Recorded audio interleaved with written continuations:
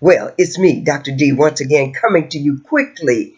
But also, I'm going to read my notes to make sure that I keep on track.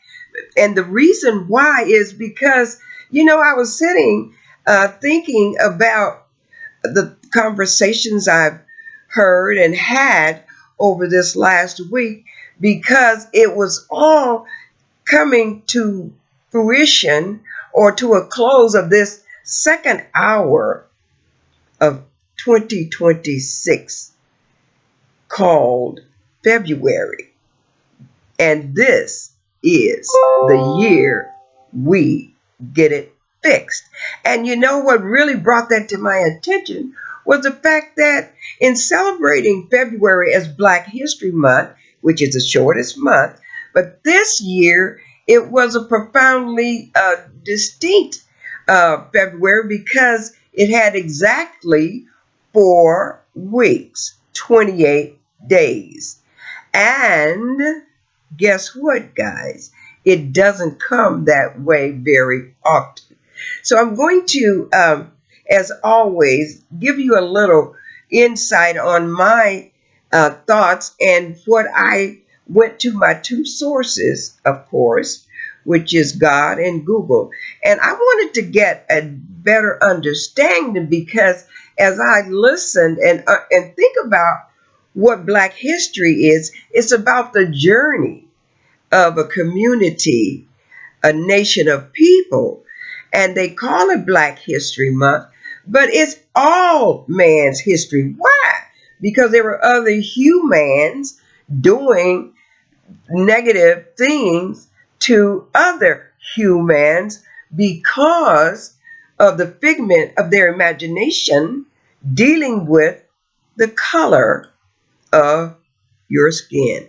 And the question is, if anybody can tell me who, as a human, gave instructions to the Creator, who is God, of your being, how you would come to earth, what you would look like, and give you the authority to run other human beings at your pleasure.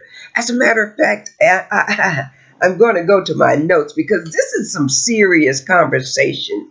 This is some serious things that we really need to take a look at and stop the foolishness because, as I said, 2026 is the year we need to get it fixed. And when I say we, I mean anybody that's breathing. Okay? So let me go to my notes here. And yes. I can be very passionate. But you know what? When you love humanity, you are passionate. As a matter of fact, when they talk about love, isn't passion something that's involved in it? But anyway, I know, as they say, the attention span is very short. And I certainly don't want to be responsible for breaking your attention span's rubber band. So I'm just going to go to my notes here and the truth. We're getting to the truth. It remains simple and profound no matter what. Because every breathing person arrived here the same way as I said. And we all are on this journey of life. And that's the word for today. Life's journey. Because as we walk from birth, when we had no charge or say so into it, through growing, and as we grow, we understand, or we should understand, we grow into responsibility, and ultimately we're growing towards our final breath. I know that may sound morbid, but I'm going to tell you what, you don't know when that is either. So every day is a new day. And in each day, when we are given the authority to breathe, the one thing that we need to know when we wake up, when we couldn't even wake ourselves up, that we were given that authority to be blessed and to bless someone else. We were not born to be miserable or, as I said before, to make anyone else miserable. Okay?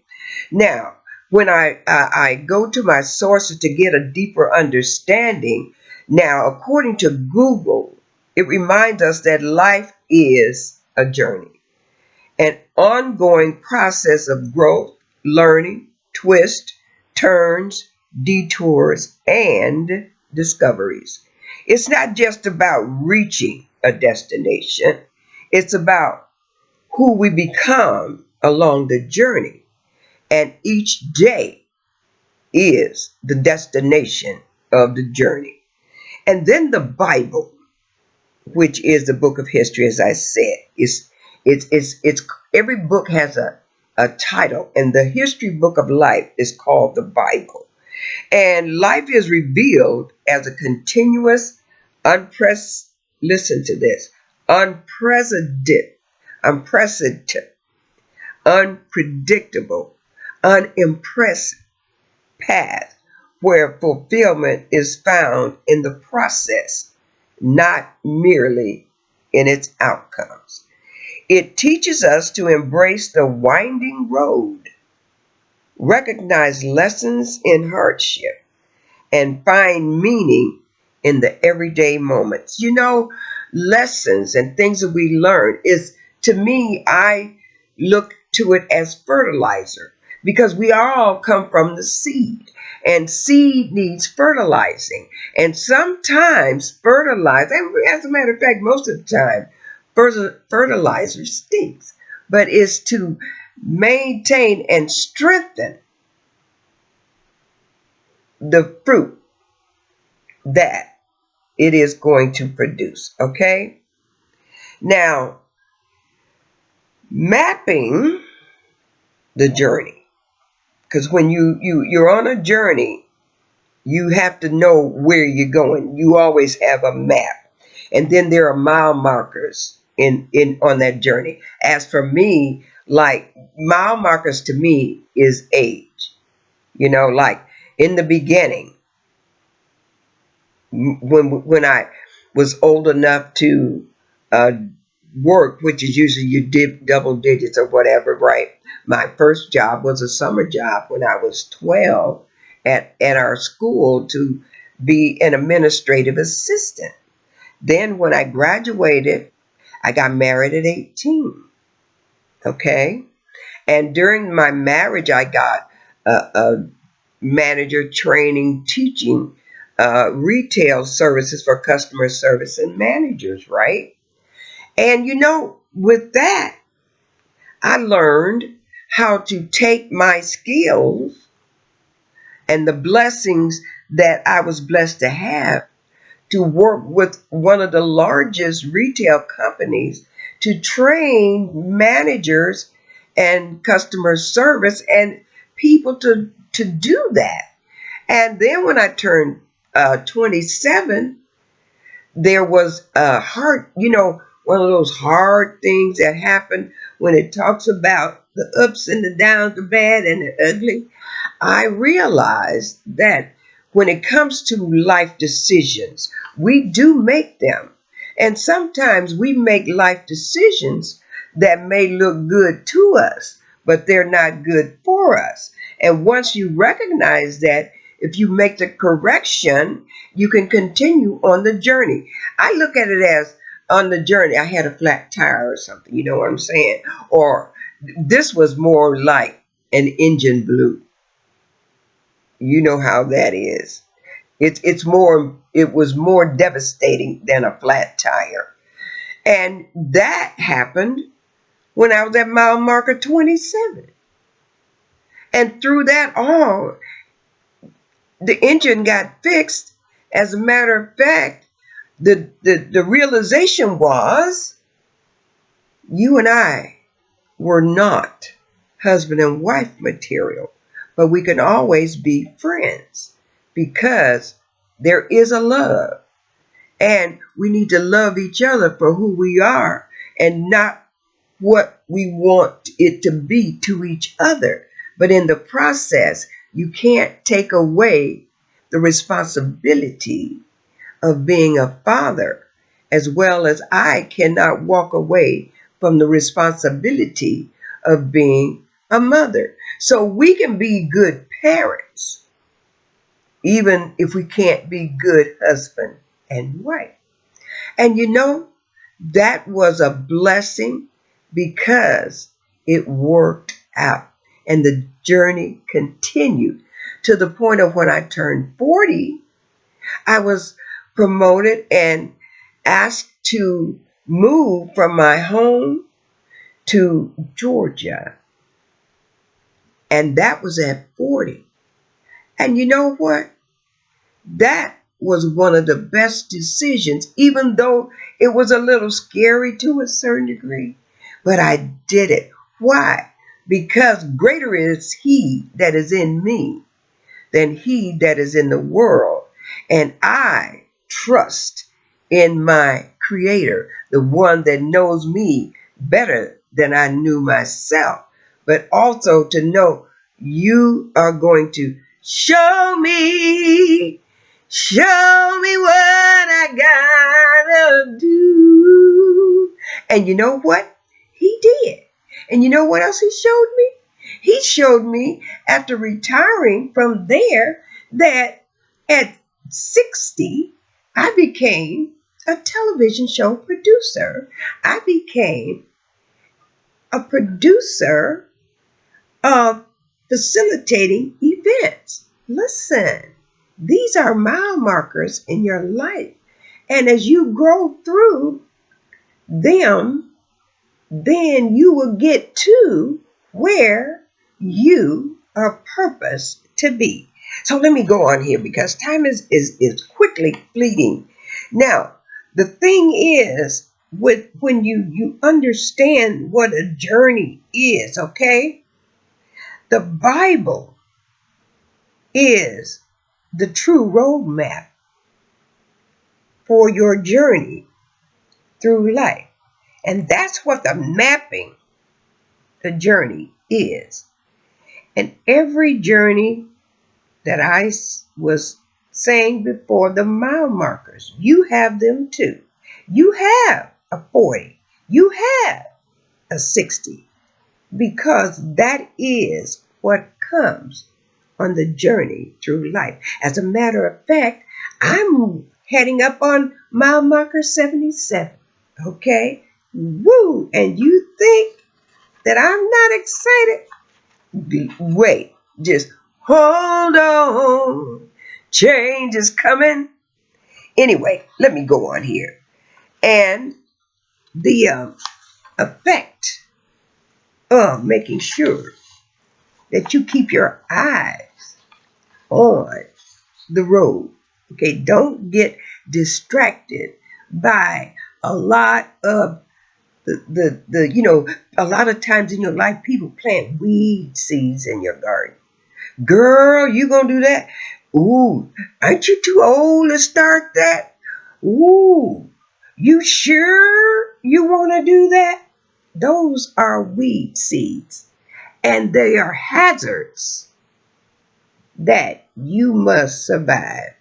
They're detours that may redirect you, but make sure you're staying or getting back on the main course where you're headed. And the course you're headed for in life is to be blessed and highly favored. Okay? Now, remember when you're traveling in the state of, sometimes if you're traveling in the natural by yourself, you're still not alone because the Creator is always with you. And even as you travel, there are others on the journey through their life as well. So never feel like you're alone, because you're not. With every step on your journey, know that someone else is stepping too. Now, also, as I'm coming to a close, there are reflections that you need to practice. And when I talk about reflections, sometimes you have to glimpse on you have your side mirrors and you have your rear view mirror. Well, you have to check those periodically, really, to make sure that there isn't anything that's coming upon you unaware.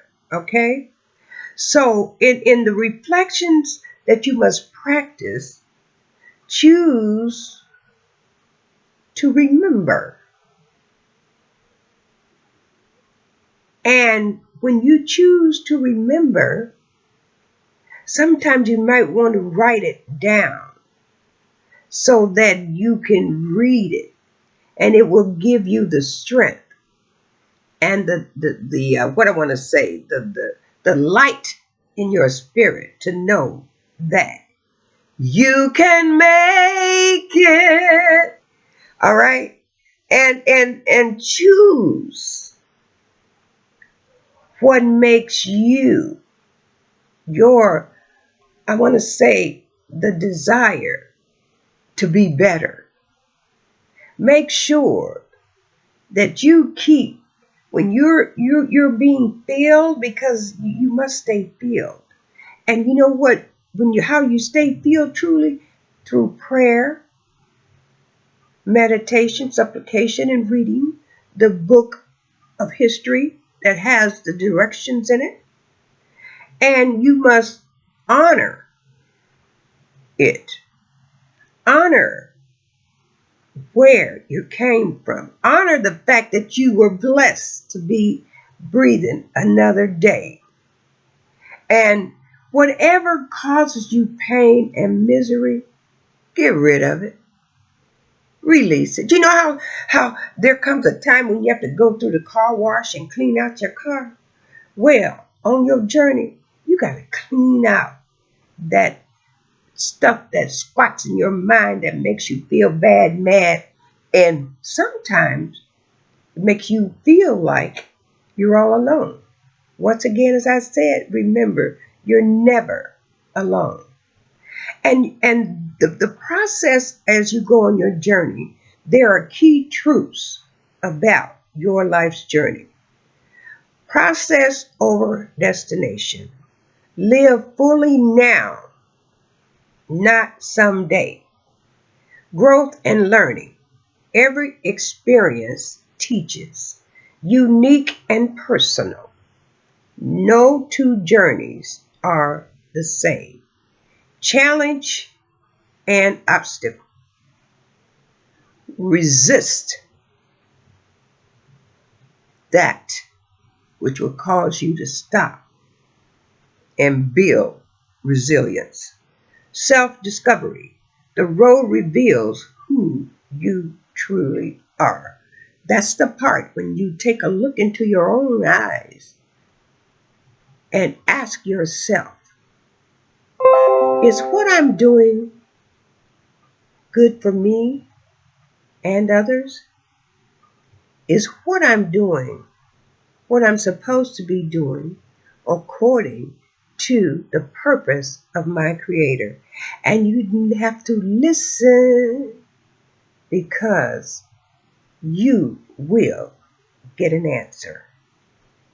Self-discovery, the road reveals who you truly are, because how you react and interact will tell the truth of who you are.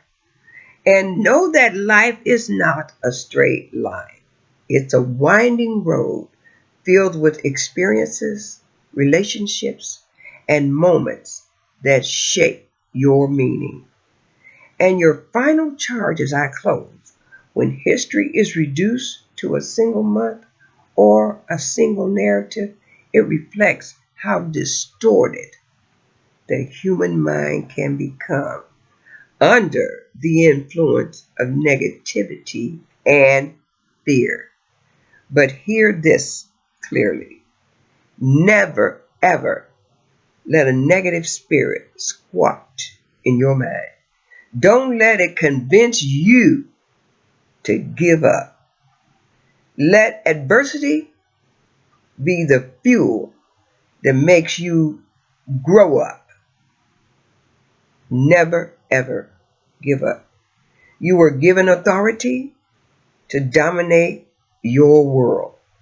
And you know what your world is? You, YOU. That's your world because you did not create any other human being. You were created to live a blessed life, empowered by the creator of you, which is God. And there's only one God. Capital G, capital O, capital D, God. And don't ever let another person convince you otherwise. So, until the next time, it's me, Dr. D. Keep traveling with intention, reflecting with wisdom, and speaking life into every step of your journey and anyone else that you come in contact with. Thank you so much for giving me this few minutes. Yes, it's few minutes, but it's not the end.